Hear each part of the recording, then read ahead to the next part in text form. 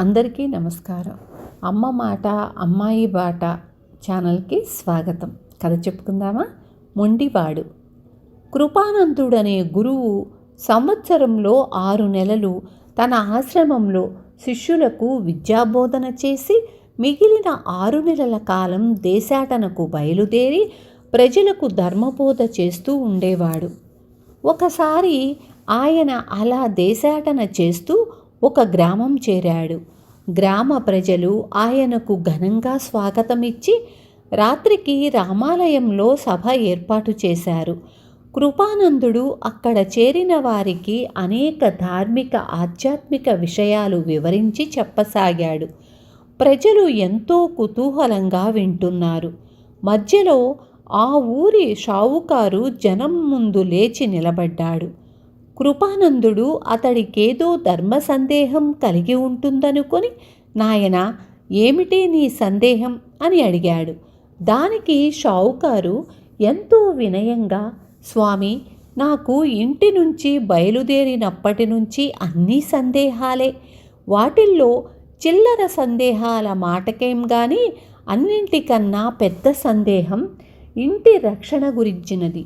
ఇనప్పెట్టెలో ఉన్న డబ్బు, ఇంటి ఆవరణలో ఉన్న ధాన్యం పాతర్ల లాంటి వాటిని నౌకర్ల కాపలాకు వదిలేయడం అంత క్షేమం కాదు కదా అంటూ వెళ్ళిపోయాడు. షావుకారు మాటలు అక్కడ ఉన్న జనానికి ఆశ్చర్యం కలిగించలేదు. కానీ కృపానందుడి ప్రధాన శిష్యుడు శేఖరుడికి మాత్రం చాలా ఆశ్చర్యం కలిగించాయి. అతడు కొంతసేపటికి సభ ముగిసి విడిదికి తిరిగి రాగానే గురువు కృపానందుడితో, గురువర్యా, ఆ షావుకారి మాటలు విన్నారు కదా. అతడికి ధనం సంపాదన, దాని రక్షణ తప్ప చిన్నమెత్తు దైవచింతన కూడా ఉన్నట్లు లేదు. తమరు ముఖ్యంగా అలాంటి వాళ్ళ హృదయాల్లో దైవభక్తి చిగురించేలా చేయడం అవసరం అన్నాడు. శిష్యుడి మాటలకు కృపానందుడు చిరునవ్వు నవ్వి, నాయనా, నీ సలహా మెచ్చదగిందే. కానీ కొందరికి ధనార్జన పట్ల ఉండే ఆసక్తి ప్రపంచంలో మరి దేనిపైనా ఉండదు. అలాంటి వారికి దైవభక్తి, ధర్మకార్యాల గురించి చెప్పడం ఒక్కొక్కసారి వృధా ప్రయాస అవుతుంది. నా సహాధ్యాయి బోధానందుడికి ఆ మధ్య కలిగిన ఒక వింత అనుభవం గురించి చెబుతాను, విను అంటూ ఇలా చెప్పసాగాడు. బోధానందుడికి ఆశ్రమం, శిష్యులు అంటూ ఏమీ లేవు. అతడెప్పుడూ దేశాటన చేస్తూ ప్రజలకు మంచిని, పుణ్యకార్యాల పట్ల ఆసక్తిని కలిగించేందుకు ధర్మబోధలు చేస్తూ ఉండేవాడు. ఒకసారి అతను ఒక గ్రామం వెళ్ళాడు. అక్కడ భద్రయ్య అనే వ్యాపారి గురించి 10 మంది చెప్పగా విన్నాడు. ఈ భద్రయ్య వ్యాపార విషయాల్లో ఎవరినీ నమ్మడు. అన్నీ స్వయంగా తనే చూసుకునేవాడు. ఉట్టి పిసినారి. లక్షలకు లక్షలు గడించాడు.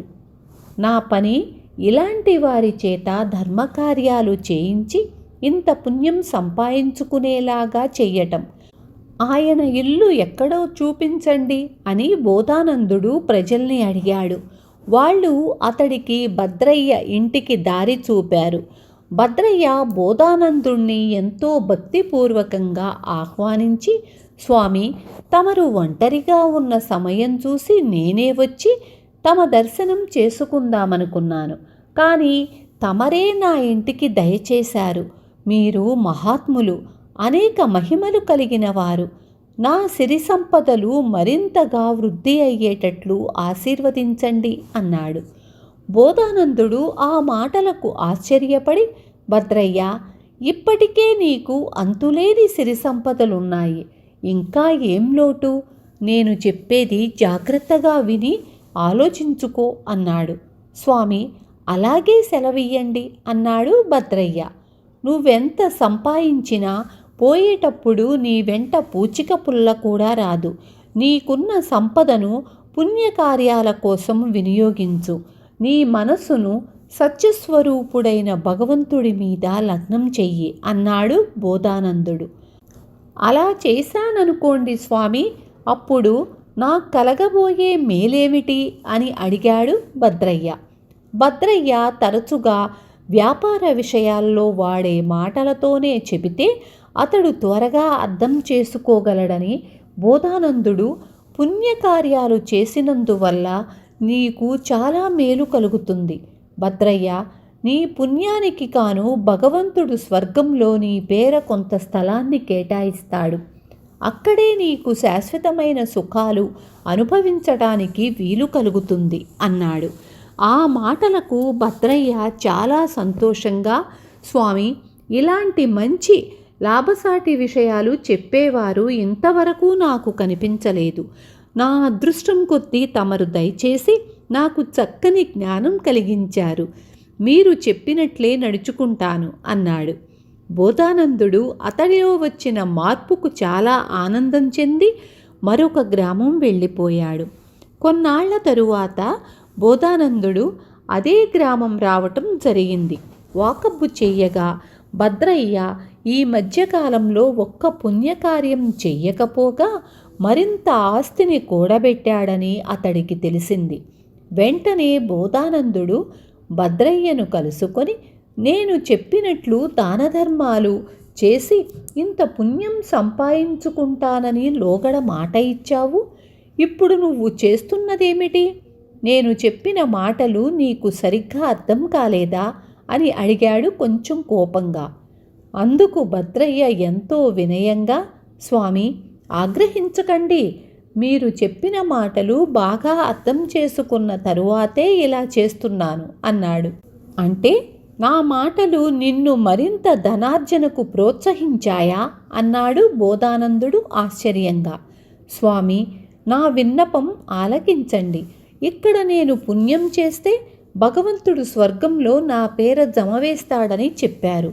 బాగానే ఉంది, కానీ అందులో చిన్న చిక్కు ఉంది అన్నాడు భద్రయ్య. ఏమిటా చిక్కు అన్నాడు బోధానందుడు. ఇంత చిన్న వ్యాపారంలో కూడా నేను అప్పుడప్పుడు పొరపాటున ఒకరి ఖాతాలో వెయ్యవలసిన జమా ఖర్చులు మరొకరికి వేస్తూ ఉంటాను. ఇంత లోకంలో నా పేరు గలవాళ్ళు ఎందరో ఉంటారు. అలాంటప్పుడు నేను చేసిన పుణ్యం జమ భగవంతుడు మరొకరి ఖాతాలో వెయ్యడని నమ్మకం ఏమిటి? అలా జరిగితే నా గతేం కాను అన్నాడు భద్రయ్య. భద్రయ్య మాటలకు బోధానందుడు నివ్వెరపోతూ, ఇంత గొప్ప వ్యాపారివి ఇంత అమాయకంగా మాట్లాడుతున్నావేం అన్నాడు. స్వామి, నేనేం అమాయకుణ్ణి కాదు. పుణ్యం చేస్తే దేవుడు నా కోసం స్వర్గంలో కొంత స్థలాన్ని కేటాయిస్తాడని చెప్పారు. నేను ఈ లోకం నుంచి అక్కడికెప్పుడు వెళతానో తెలియదు. అప్పటి వరకు ఆ స్థలం మరొకరు ఆక్రమించరని నమ్మకం ఏమిటి? నాకంటే ముందు వెళ్ళిన వాళ్ళు ఆ పని చెయ్యవచ్చు కదా అన్నాడు భద్రయ్య. ఆ ప్రశ్నకు ఏం జవాబు చెప్పాలా అని బోధానందుడు ఆలోచిస్తున్నంతలో భద్రయ్య, ఇక్కడ వ్యాపారంలో అన్నీ నేను స్వయంగా చూసుకుంటున్నా కొన్ని విషయాల్లో మోసాలు జరుగుతున్నాయి. నేను ఇలాంటి వ్యవహారాల్లో ఆ దేవుణ్ణి కూడా నమ్మను. కనుక నేను అక్కడికి వెళ్ళిన తరువాతనే స్వయంగా ఆయనతో మాట్లాడి ఆ స్థలం విషయం ఏదో కట్టుదిట్టం చేసుకుంటాను అన్నాడు. భద్రయ్య, నేను చేసిన ధర్మబోధ నీకు అర్థమైన తీరు ఇదా అంటూ బోధానందుడు విస్మయం చెందాడు. అవును స్వామి, ఇంతటి మహాత్ములు మీరు చెప్పిన మాటలే నేను సరిగ్గా వినలేదనుకుంటున్నారా? నాలాంటి పామరులకు ఏదైనా బోధించదలచినప్పుడు దానిలోని బాగోగులు సాధ్యాసాధ్యాలు ముందుగా బేరీజు వేసుకొని మరీ బోధిస్తూ ఉండండి అన్నాడు భద్రయ్య. ధన సంపాదనే సర్వం అనుకునే మొండివాణ్ణి మార్చటం సాధ్యపడదు అనుకుంటూ బోధానందుడు అక్కడి నుంచి మరొక గ్రామం వెళ్ళిపోయాడు. విన్నారు కదా మొండివాడి గురించి. రేపు మళ్ళీ ఇంకొక మంచి కథతో మీ ముందుకు వస్తాను మీ ఆదరణ కోసం.